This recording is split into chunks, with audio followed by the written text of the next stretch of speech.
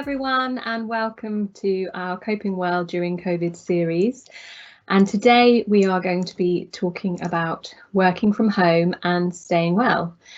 My name is Emily Gardner and I'm a cognitive behavioural therapist, and I have worked as a mental health professional for over 11 years, and I'm trained to deliver specialised therapy for adults with anxiety and depression. So before we get started, it will be helpful for you to know how the Q&A function works, as we're going to be using this throughout today's webinar to make it as interactive as possible. So in order to use this, if you have a look in the top right-hand corner of your page and click on the box with the question mark for Q&A, and then it will give you the opportunity to enter your name or click on the small box by the blue arrow. We would prefer you post anonymously so we can keep your details confidential, but if you do want to put your name, then just put your first name. And then you can enter your question and then click on the arrow to send. So if I ask a question during the webinar, this is where I want you to post your response. If I ask you to respond to a poll, you will find the options if you scroll up in the Q&A chat part. And if you have a question for us, then please type your question in here.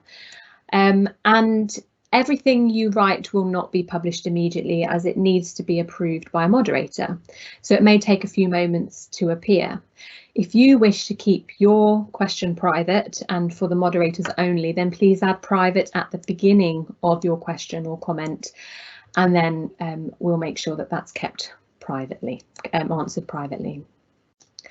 We may not be able to answer every question today, but your responses will help us to tailor future webinars to suit your needs. We will also spend a few minutes at the end of the webinar, so if anyone does have any questions that come up throughout the webinar today, just make a note of them, and then you can ask those at the end and I will answer as many as I can. So let's try it out now. It would be really helpful to know why you're here. Some of you may be here for yourself. Some of you may be here to learn more about how you may support a friend or family member who is struggling. Or you might be here in a professional role. So please tell us why you're here by going over to the Q&A, and these 4 options will be there. So if you like the one, by clicking the thumbs up, you will tell us who you are here for. And I'll look at your responses in a few moments. So I wanted to talk to you a little bit about what we are offering, and we are offering a series of webinars to help you cope with the impact caused by the coronavirus. And the theme of these webinars will be different each week, and focusing on the different ways that COVID-19 might be impacting on your mental health. And in each webinar, the first focus will be on understanding why you feel the way that you feel.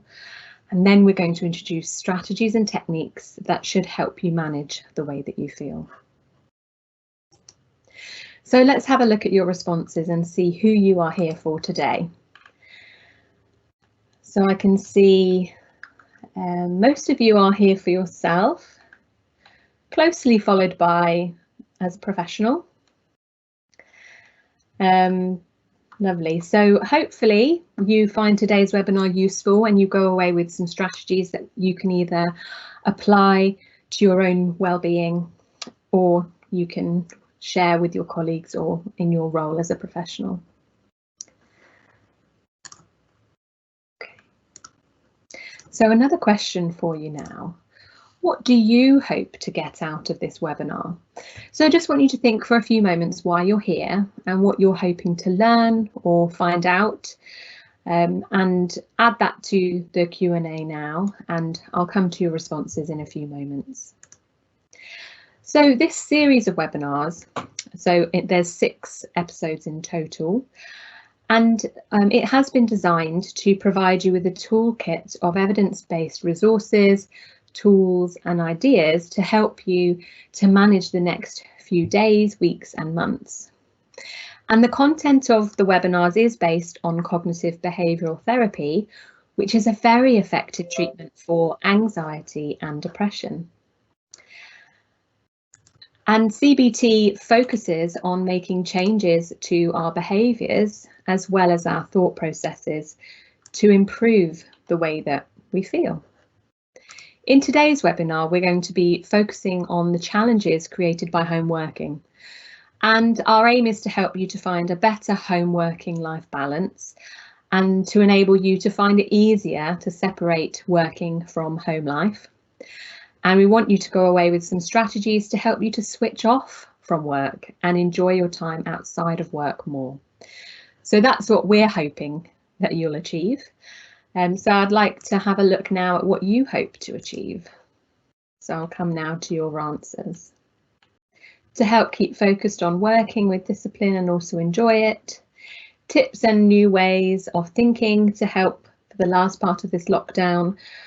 From Christmas until now, I had a good routine, but looking to keep it fresh. Lovely. So maybe get some new ideas to add into the routine that you've got that's working for you. Absolutely. Feel free to add any more because it's helpful for everyone to kind of hear your responses. So and it may take a few moments for them to come up anyway. So another question for you. I want you to think a little bit now about what you're finding most difficult about working from home.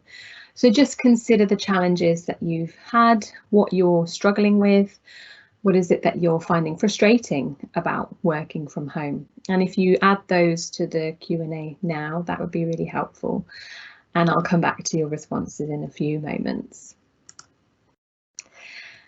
Before we think about what we have found difficult, I just wanted you to know that it is quite understandable that you might have been finding the last few months or year really challenging.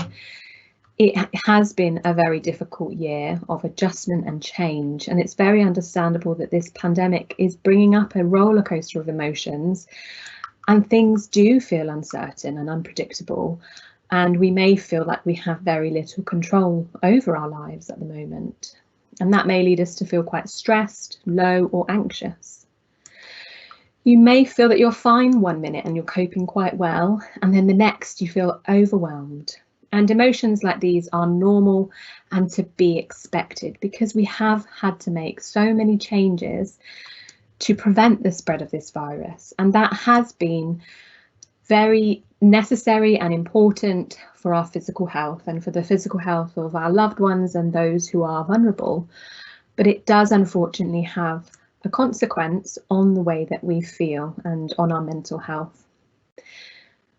So it's important to recognise that this period of time will naturally contribute to feeling down and low, and it's okay to not feel okay. And so often we feel like we have to put on a brave face or we have to feel better, but actually it's recognising that it has been challenging and that's okay. And some of you may be struggling right now and feel like you have nowhere to turn. And whilst this webinar is intended to be educational and we really hope you find some useful strategies and techniques, we also wanted you to know where you can turn if you need immediate support. So if you're having thoughts of suicide or of harming yourself in any way, then we really encourage you to talk to someone about it. Don't struggle alone. So we do recommend the Samaritans. They are here to listen at any time of day or night, and you can talk to them about anything, no matter how difficult, and you can call them for free on 116 123. And we will provide more information about how you can get further support at the end of the webinar as well. And you will also find this number at any point during the webinar. If you scroll to the very top of the Q&A chat, it's the first published announcement.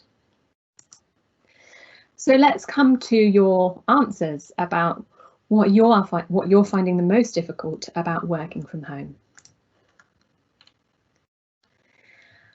So motivation, so struggling with motivation to get stuff done. Keeping focus is very difficult, absolutely. There's so many distractions compared with working in an office. There's a lot more at home. Struggling with maintaining boundaries between work and personal life. It all seems to merge and blend.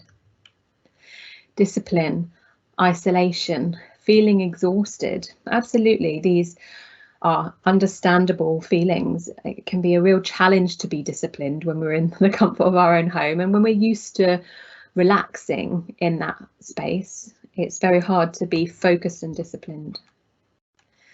Separating my space and time between the personal and the professional. Absolutely.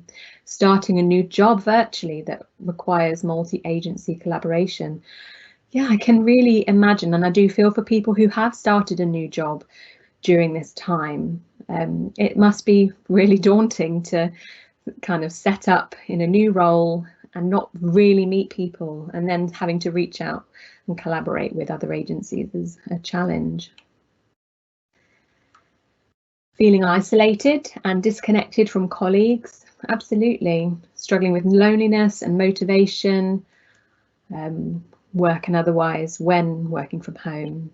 Transitioning to the evening, going from work on a screen all day into cooking for children without getting out. What to look forward to in the evening, it's not massive, but just thinking about this area. Absolutely, you know, our days start to look very similar when we don't have a lot of options. And it can be really hard to switch off from work and then go straight into a busy family life. And that can feel really overwhelming. We're missing that commute potentially that was helping us to switch off. So it's quite natural that when we're thrown into the deep end again in family life, it can feel stressful. Okay, thank you for your responses. And I really hope that we'll be able to explore how to manage some of these difficulties today, and we'll cover a lot of these. So I had a think about some of the challenges of working from home. So here are some common challenges, and you may have experienced some of these. So the first one is managing your own time. Remote workers need to be self-motivated because we don't have others constantly overlooking our work or managing our time for us. Whilst that is a challenge for people, whether they're working in an office or working from home, it can be especially challenging when we're working remotely because it generally can be more flexible and we're not necessarily being monitored. So it can be a challenge. A difficulty to switch off from work, which a few of you already mentioned. It's hard to see where your work ends and your leisure time begins, and it can start to merge. Working too much. It's quite interesting because prior to COVID, one of the reasons that many managers didn't approve of remote working is because of a fear that employees will slack off without that physical oversight. But actually, the opposite tends to be true.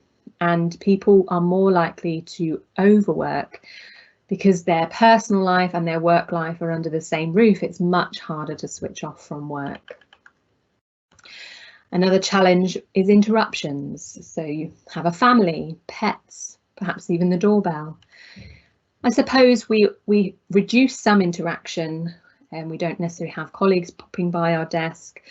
You know, there's less opportunity for distraction in the kitchen or in the break room, but we're more likely to have to deal with other kinds of interruptions, whether it's someone dropping by and knocking on the doorbell or perhaps a delivery. So it is important to recognise that we may have more interruptions, and that can be quite distracting if we're trying to focus or get things done. It may well be that you have the opposite problem, in that because you're working remotely and you don't necessarily have family members living with you, you may feel increased sense of loneliness and lack of human interaction, and you may feel increasingly isolated. And even though we are able to connect remotely with people, you may develop that feeling of cabin fever because you've been in the same place for too long, all by yourself.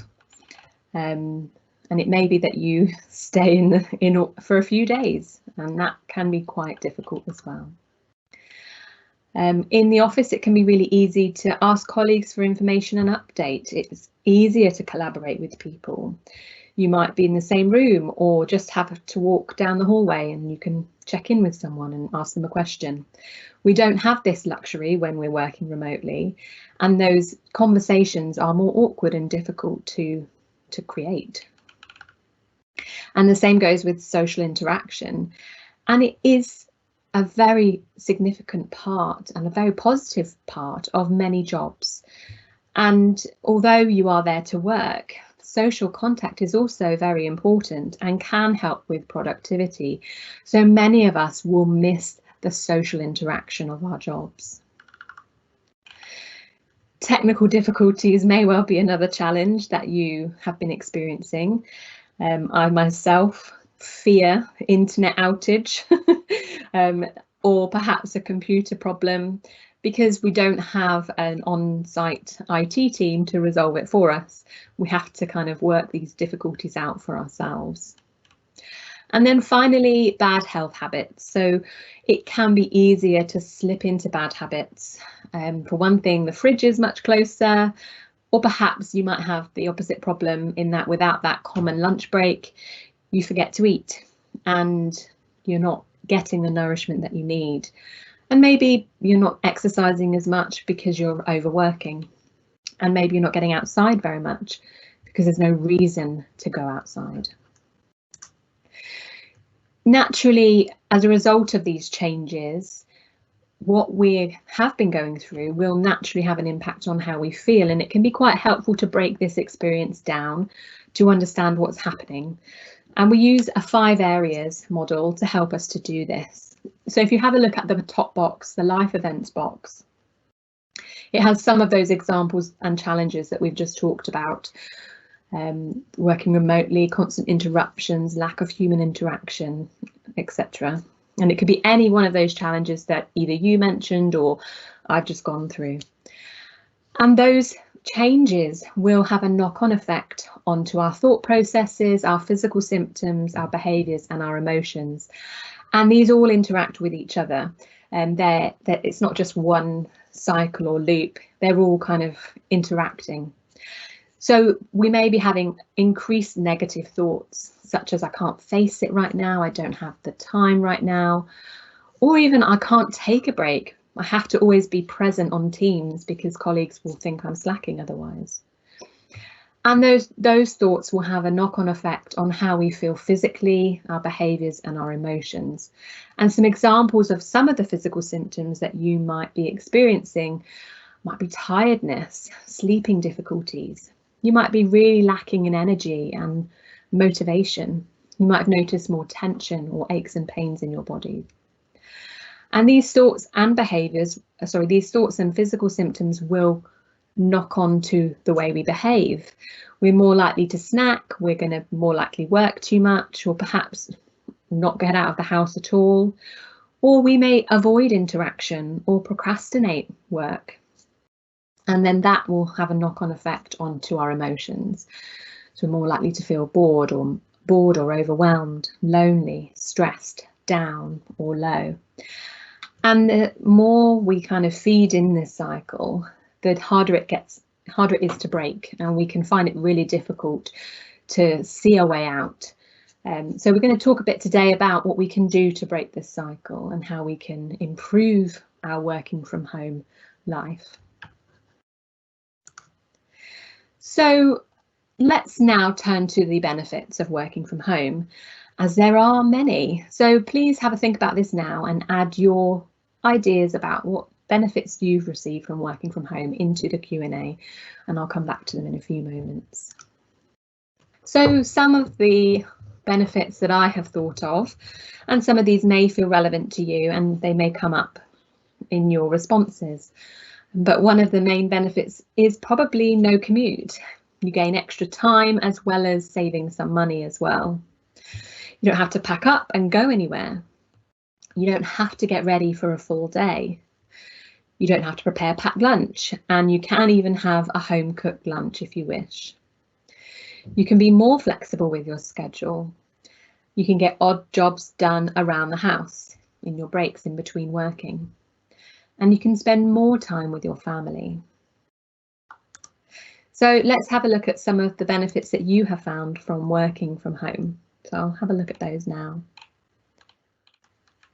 I can get my washing done during the week. Yeah, absolutely. So rather than it waiting until you get home or the weekend when you're tired, of an evening when you're tired, or at the weekend, you can get that done throughout the day at different points. Having healthier eating and better life balance, absolutely. It means that you can, have easier access to healthier foods and healthier food options. Without being out most evenings, absolutely. So a benefit means that you're in of an evening now. Spend time outside, can go for lunchtime walks, absolutely. So that's something that maybe you weren't doing before that actually you really value now. And even when we do potentially return to working in an office, maybe that's something that you can continue. Without being out most evenings, I've set up a weekly workout schedule, which I've stuck at for a year. Brilliant. So it's given you a new routine and an opportunity to fit exercise in, which sounds like it's been really helpful. More time for me, less stress, no work, no travel, and more time for exercise. Absolutely. So it sounds like you probably replaced the commute with exercise, which is great. And we're going to talk a bit about replacing the commute today, but that's a really great idea. Working alongside my housemates. So you're getting to spend time with your housemates more, which is great.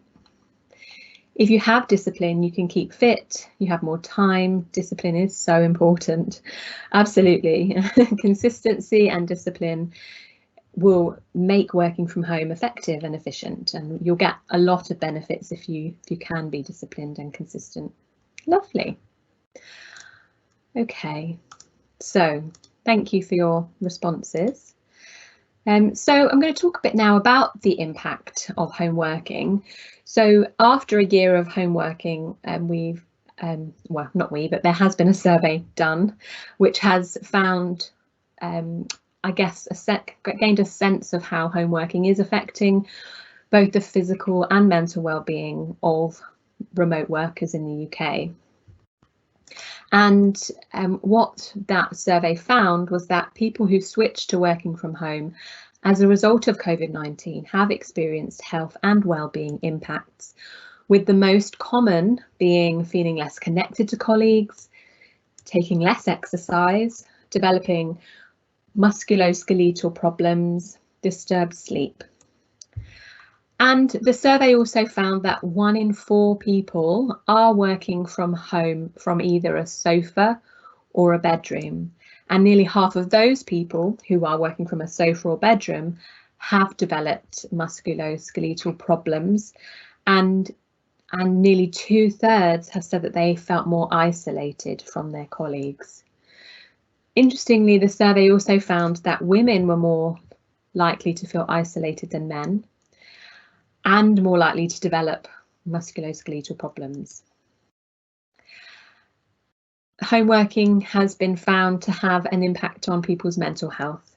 67% felt less connected and 56% said that they have found it really difficult to switch off. And only 1/3 of people have been offered support for their mental health from their employer. So that's something that has been missing. And hopefully these webinars are useful for you as if you're not getting support elsewhere. Overall, more people felt working from home was better for their mental health and well-being, compared to around 1/3 who thought that working from home was worse for their mental health. And the findings of this survey found that the vast majority of people didn't want to go back to working in an office full time. 74% said that they'd like to split their time between home working and working in an office. So there are clearly benefits to working from home, and there are things that you can gain, but there are challenges, and that may well be why people want that mix between working from home and working in the office to get the best out of it and have that flexibility. So today we're going to think about how we can kind of work with those difficulties to make the most of working from home. So we'll think a bit about that today. So I wanted to start by giving you some practical advice for your physical safety, particularly if you are experiencing aches and pains or musculoskeletal problems. So start with making sure that your home office setup is safe and ergonomic, making sure that you are mobile and take regular exercise. The Health and Safety Executive has some really useful guidance on workstation setup, and there's a very useful video, and if you use this link, it will take you to how you can set up your workstation at home. So that's really helpful, especially if you're experiencing pain and aches from working remotely. Some of their main tips are to break up long spells of display screen equipment and make sure you have rest breaks, at least 5 minutes every hour, or change up your activity. So if you've been working with a screen for quite a long time, then maybe write handwritten notes or do something different, change the activity. You have to remember that before we were working remotely, a lot of meetings would take place face to face rather than online all the time. Avoid awkward static posture by regularly changing your position. Get up, get moving, do some stretching exercises. And you can avoid eye fatigue by changing focus or blinking from time to time. It's also very important, wherever possible, that you try to avoid working from your sofa or bedroom. And this is because these areas are often used for relaxing, and it's important to be mindful that you don't associate these areas with feelings of being stressed. Plus, while they may seem appealing, they are usually not good for your posture or productivity. However, for some people that might not be possible because perhaps you're house sharing. So if that's the case, we would suggest definitely don't work from your bed, but to sit away from your bed and set up a small area for work only. Research has found that it has also had a negative effect on bed sleep association, which can increase poor sleep quality. So, as I mentioned earlier, flexible and home working practices can have huge benefits for employee well-being when managed effectively. And creating a routine can help you to find that balance. So, some tips about creating a routine. It can be useful to think about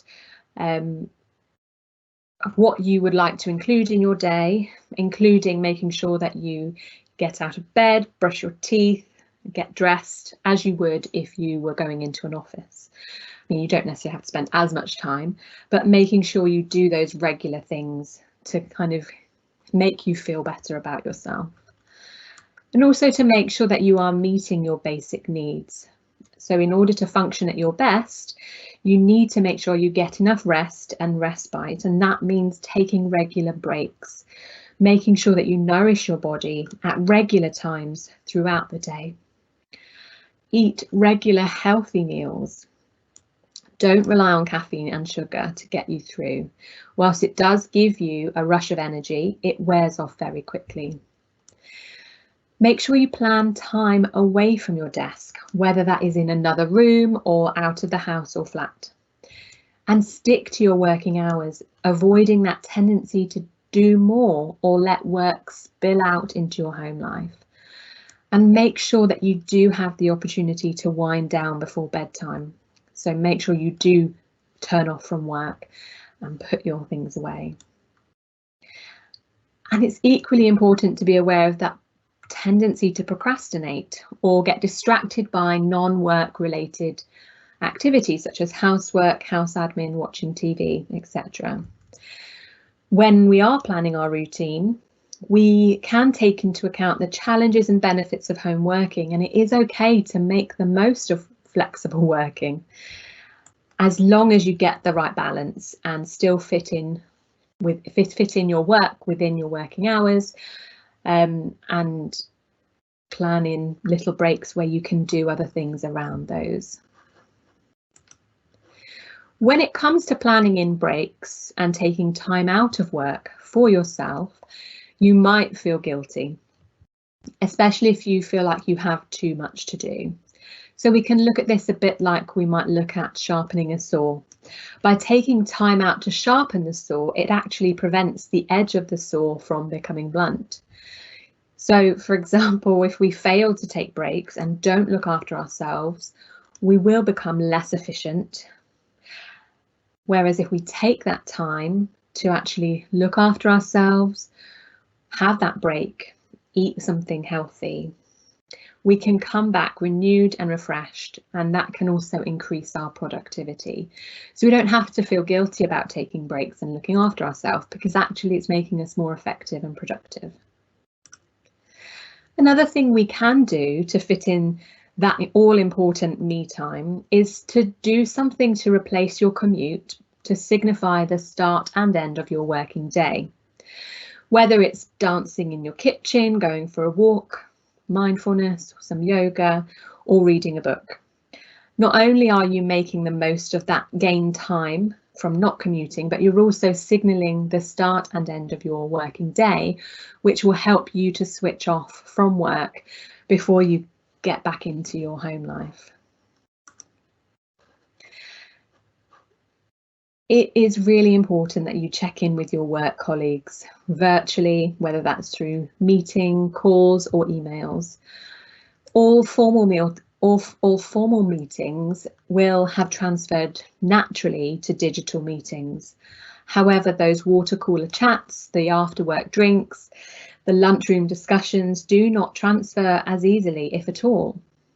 So when you have a difficult day, it's much harder to lean on your colleague or manager for support, as there's not only that physical distance, but it feels less natural than an ad hoc conversation over a cup of tea.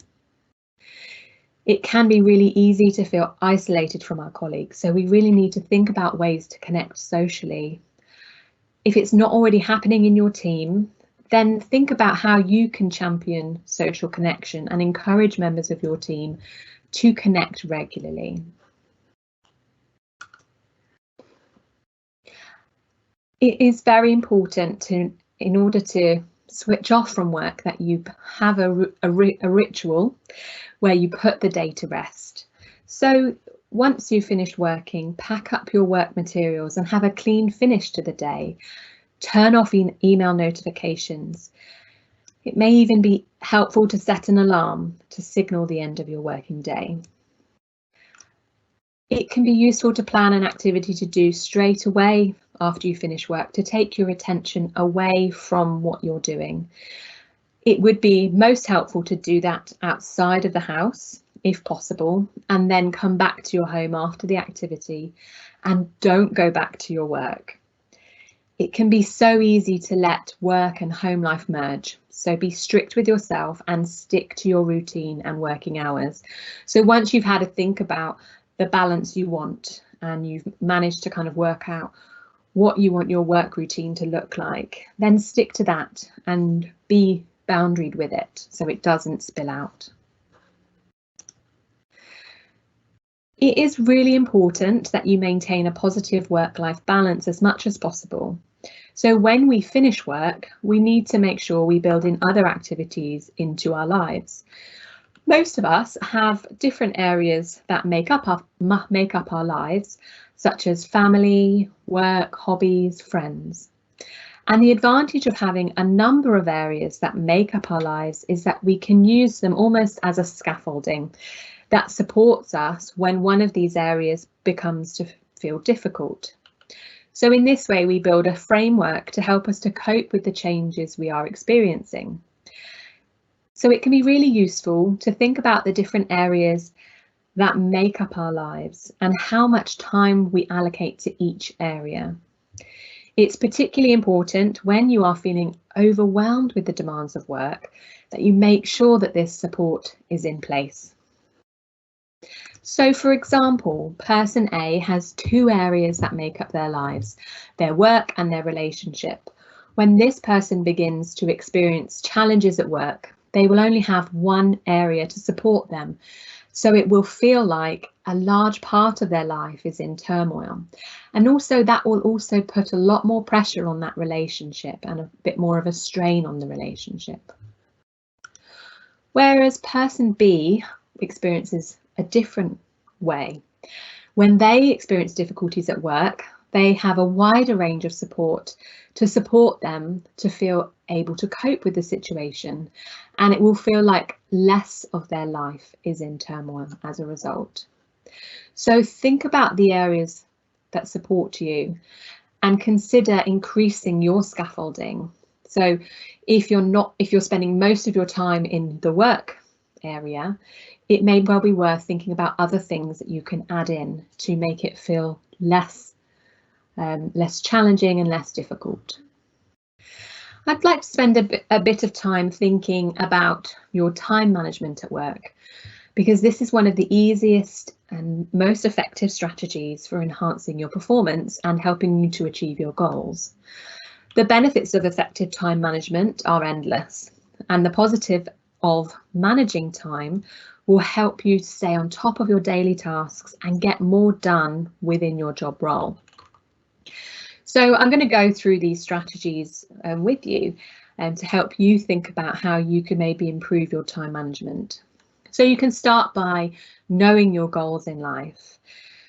These goals can help you to direct you and give direction to your life. And these larger overall goals can be broken down into more manageable, smaller steps that you can schedule weekly. Number 2, rank your priorities. It's important to remember that activities can be ranked both in terms of what is more important and what is less important, but we can also rank them in terms of difficulty. It can be helpful to be quite kind to ourselves and start with the easier activities rather than setting ourselves up to fail by focusing on those difficult activities first. I'll talk more about priorities in a few moments when I talk about an urgent and important matrix that will hopefully help. Number 3, plan and write down. Okay, there is a misconception that planning adds time to a task, but minutes spent in planning will save much time in the future. So use a diary to help you realistically plan for your week and make sure you can fit everything in. Number 4, identify prime time. So if we are scheduling ahead, we can identify when we work best and plan that time for our most demanding and challenging tasks. And we can then allocate those undemanding tasks to times when our energy levels may be low. Number 5, keep a balance. Remember the scaffolding we just talked about. We find having a balance across different activities and a variety of things to do can help us to cope when one area is difficult. And remember to take breaks during the day, plan in time to relax and do pleasurable activities. And number 6, leave slack in your timetable. It can be helpful to leave a small space in our diaries to allow for slack. So when something unexpected occurs or tasks take longer than you expect, we know you have some time where you can do that. Whereas if you plan everything to perfection and you have no time, then things will have to be prioritised out of your schedule, and that can be frustrating. Work out a system that works for you. If you're working in mess or in muddle, that can create unnecessary work for you and it wastes time and can create frustration. So it may be helpful to spend some time organising your environment. So this might be filing your documents or decluttering your workstation. And this should be seen as time invested, which will help you in the long term to feel less overwhelmed and less stressed. Number 8, practice saying no. Sometimes we can feel overwhelmed because we have said yes to too many things. It's not always possible to say no to everything, but we can reduce the impact by learning to say no to some things. This might feel difficult to begin with, especially if you have been used to saying yes to everything. And also others will have come to expect yes from you. So maybe start by practicing saying no to a small task and build up your confidence. And the more confident you get, you can start to say no to bigger things. Sometimes just getting started with an activity can feel really hard. Even if we know that it will be helpful to do it, it can feel really overwhelming and daunting. So if this is the case, we recommend using a 5-minute rule. This means setting yourself the goal of just doing the activity for 5 minutes. And if you feel worse, you have the permission to stop. However, if you feel no different, or even you're starting to feel positive, then you can continue for a further 10 minutes, then review again, and so on. And often for many people, just the act of getting started without the pressure of having to finish enables you to make those positive changes and you feel able to continue. And finally, it can be really helpful to identify any perfectionist traits. Perfectionism involves putting ourselves under a lot of pressure to meet very high standards, which can powerfully influence the way we think about ourselves. And research has shown that perfectionism is helpful in some ways, as it pushes us to achieve and do well and succeed. But there are parts of it that can be unhelpful if it goes too far. So to start with, it can be helpful to identify those perfectionist traits that you may have and start to consider how helpful they are or whether they're unhelpful. So I have I've just talked you through these time management strategies, but I've also kept some of the information in the slides so that when you come back to look at it, you have that information there rather than just the heading.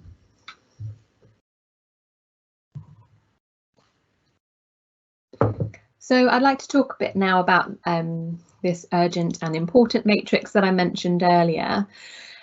And this principle can help you to quickly identify the activities that you should focus on, as well as the ones that you should ignore.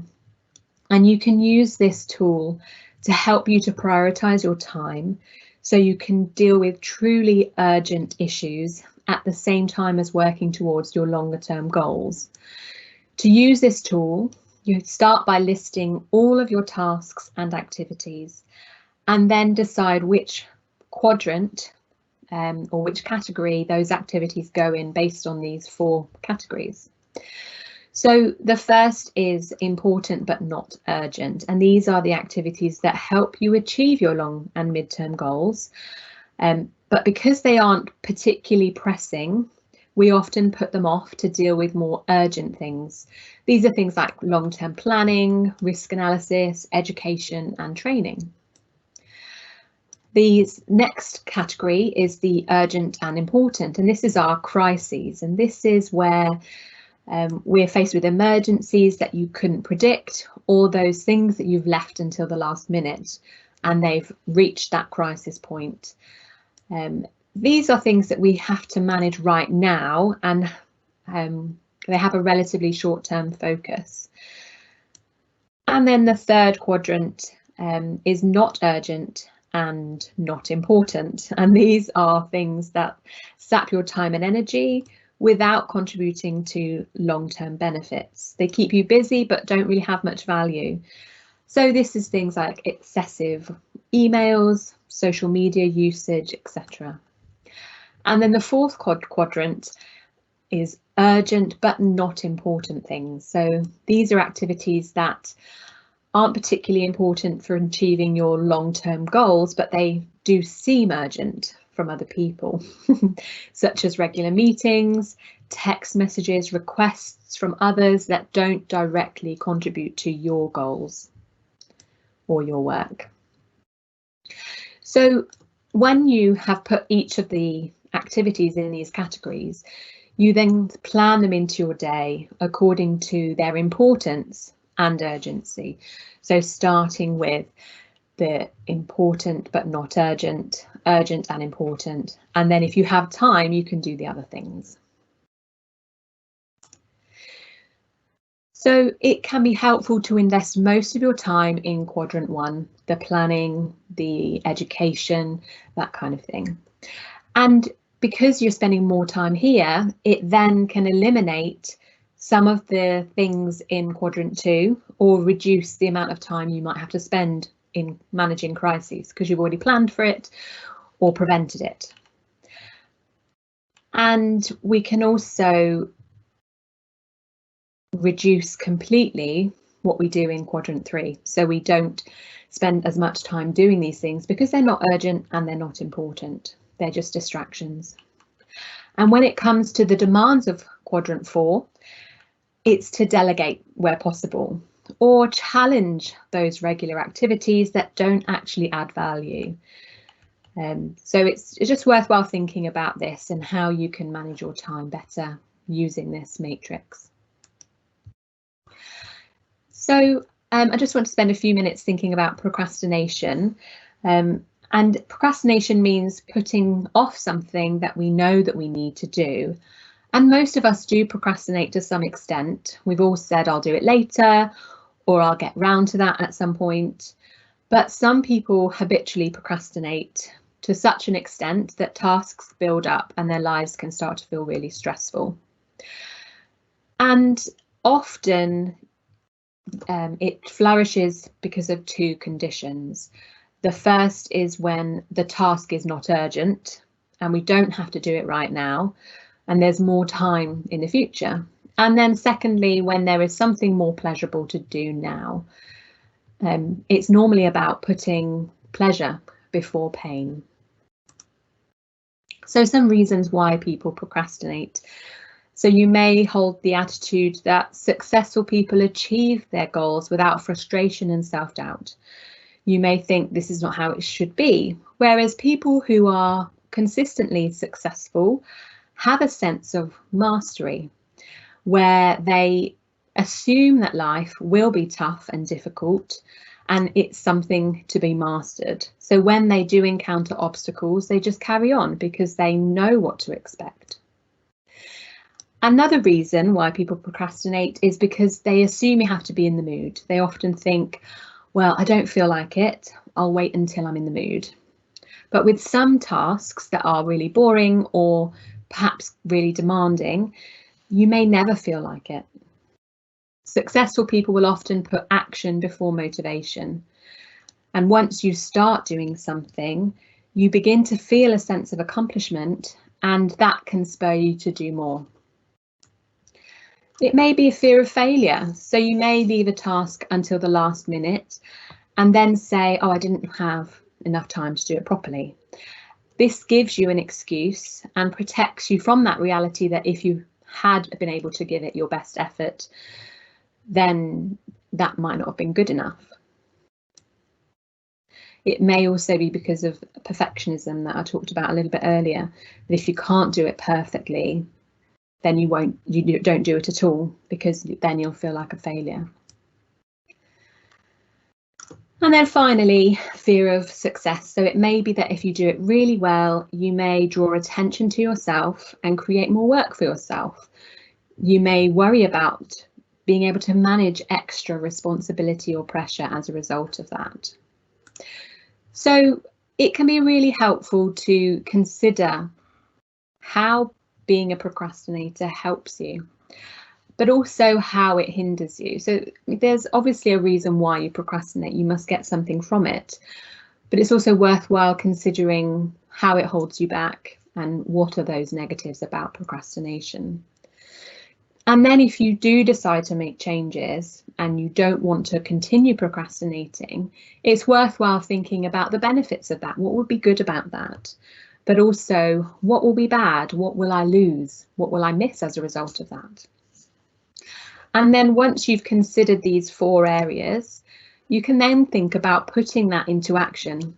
So if you've already considered the problem is that changing your procrastination habit will mean that people expect more from you, and you fear that you'll have more pressure and responsibility as a result, Then think a bit about how you can talk yourself around and consider this. So remind yourself that you can choose what things that you commit to and what things you don't commit to, and you can build up gradually to do more. People aren't going to change their expectations of you overnight. And then the final part of this is the action part. So keep going with it rather than putting things off. And if someone does put pressure on you, then you just talk to them about it and let them know that you can't do that yet. And the last thing I want to talk about today is working from home with children. So although most children are currently back in schools, there may be times when they are home again, isolating, and that is a huge challenge for parents who are particularly trying to juggle working from home with looking after children. So just some tips about how to manage this. You can use digital learning with children. See if the school has any particular online resources. Schools have become much better at managing remote working now, and there are a lot more resources available than the initial lockdown we had last summer. Create a timetable for your children, similar to the one that they would follow when in school, but remember to add breaks and playtime as well. Go for a short walk in the garden, open the window for some fresh air, change rooms so that they're moving around and get a different environment. Use relaxation exercises together. There are loads of resources online to aid learning that will help you and keep them focused as well. Things like books, podcasts, games, puzzles, audio resources as BBC Bite Size. There's so much available out there that you can use to support your children in their learning. I think the most important thing to remember, though, is when you are looking after your children, be fully present and keep work and parental responsibilities as separate as possible. And I know that's difficult and easier said than done, but when you're planning your schedule, block out that time where you are completely focused on your children and that time where you're completely focused on work, in order to help you to be as effective as possible in both of those areas. And finally, remember that you're not their teacher. You've not been trained for this, so be kind to yourself. And remember that you can only do your best. And also remembering that you're not alone in this struggle and that many people are struggling with the same challenge. So some things to take home from today's webinar. Firstly, to make sure that your home office is set up in a way that is safe for you and ergonomic, and also making sure that you are mobile and take regular exercise. Create a routine that works for you, taking into account the challenges and the benefits of working from home so that you can have efficient working from home life, enabling you to switch off from work as well. Build a scaffold to create a more positive home work-life balance. Try some of those time management strategies. Prioritise some of the tasks in your life according to that urgent and important analysis. And then finally, identify if you are procrastinating and then consider how changing this habit may affect you. What I'd like you to do now is just to think about which of these ideas from today's webinar you will commit to do over the next week. So in the Q&A, these options will come up and I want you to like the one that you're going to try and action. Whether it's making sure that your home office setup is safe and effective, creating a routine, building a scaffold, working on some time management strategies, or having a go at that prioritising matrix, or looking at procrastination. Also, if you do have any questions from today's webinar, then please add those into the Q&A now, as I will spend some time at the end of the webinar going through them. Just wanted to highlight some of the things that are within this slide deck, and we talked at the beginning of the webinar about a 5 areas model where all the different areas interact with each other, and I've provided you here with a blank copy so that you can have a go at thinking about your own vicious cycles and how your mood may be impacted by your thoughts, behaviours and physical symptoms, and that can help you to start thinking about how you can make some changes. We have more webinars planned over the next month, and you can use this link at the bottom to register for any of these webinars, or all of them if you wish. So as you can see, we have 2 webinars each week. They are the same webinar live, just at different times to cater for different schedules. So if you've attended today's webinar and you would like to attend more, have a look at some of these topics and see if any of those would benefit you. And also, if you think that any of your loved ones or friends would really benefit from attending these webinars, then please let them know and share this link with them. If you feel like you need more support, then we do recommend IAPT psychological therapy services, which are free and they're NHS funded, and they are available across England, and they offer treatment over the phone or online at the moment. So if you think you or someone you know needs support for low mood, sleep, depression or anxiety, you can self-refer to your local IAPT service, and the link here at the bottom, you can type in your postcode and it will tell you your local IAPT service. So if you've never heard of it before, you'll be able to access that here. If you need urgent help for your mood, whether you're having thoughts of suicide or of harming yourself, we do really encourage you to reach out and talk to someone. If you can speak to your GP about it, that's a really great place to start. However, if you don't feel able to wait or don't feel able to talk to your GP, then you can contact any of the organisations below to get that support as soon as possible. So as I mentioned earlier, the Samaritans are a fantastic organisation, available 24/7, and you can call them on 116 123. Alternatively, Shout offer a 24-hour crisis tech support service. So if you would prefer that, you can text Shout to 85258. And then finally, if you're not sure what support is available, you can find the urgent support guidance on the NHS website, which will give you some more information, and you can use this link in the slide deck here. We've provided further information about resources and links available for supporting you with your mental health, and there's so much out there, so this is probably just a small snippet of some of the resources available, but if you have a bit of time and you would like to find out what support is available, there's some links here. We do really value your feedback and would love to hear your thoughts about the webinar today and how you found it, or any ideas for improvements. So it will only take a few moments, so please, if you would like to spend some time letting us know how you found the webinar, there's going to be a link copy and pasted into the webinar chat. So if you click on that, it should take you to the survey and you can let us know how you found it today. That's the end of the webinar. Really hope it's been helpful, and please do sign up for any future webinars, whether it's sleep or mindfulness or managing low mood and burnout. We look forward to seeing you over the next few weeks.